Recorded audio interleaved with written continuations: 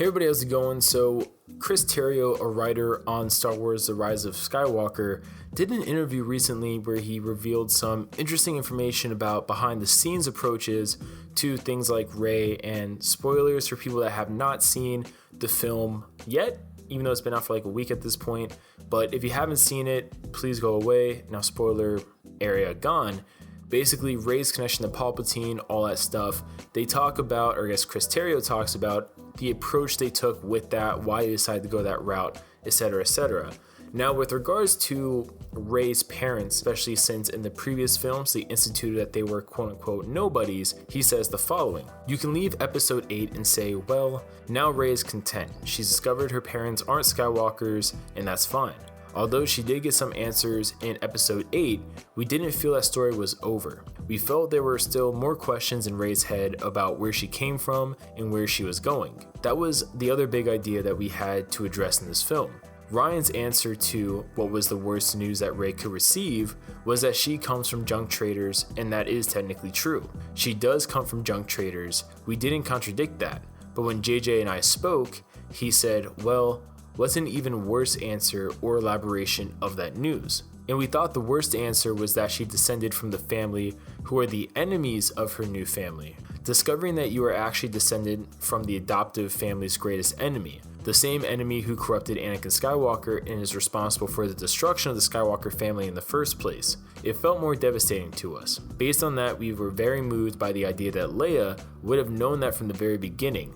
But since she still saw hope, heart, and spirit in Rey, she decided that she was going to take a chance on her, putting all of the hope in the galaxy into the hands of that descendant of her greatest enemy. As Luke says, some things are stronger than blood. That felt like a very strong point to us.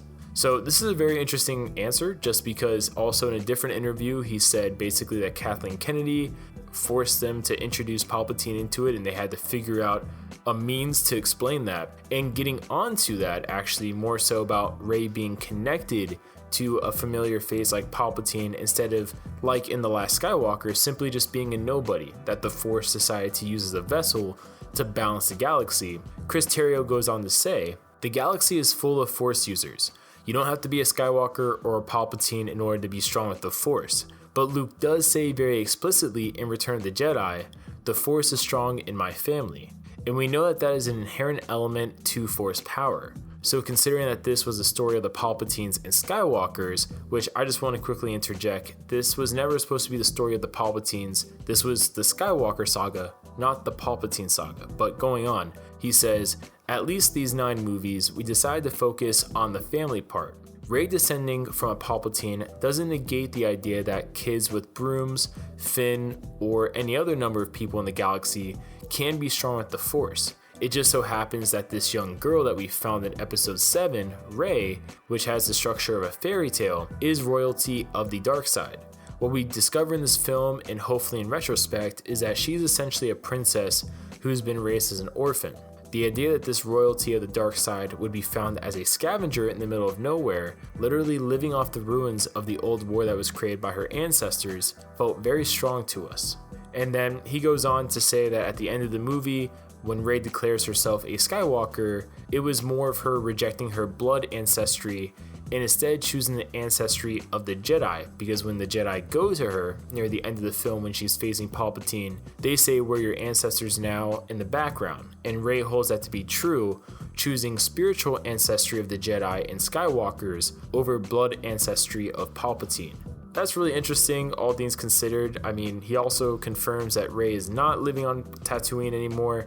At the end of the film, that was just more of a callback to Luke Skywalker and everything like that, since Leia's childhood home of Alderaan is no longer in existence for multiple reasons. But leave your comments down below. What do you guys think about this? Do you think it's a BS answer, or are you guys cool with it? Do you not even care?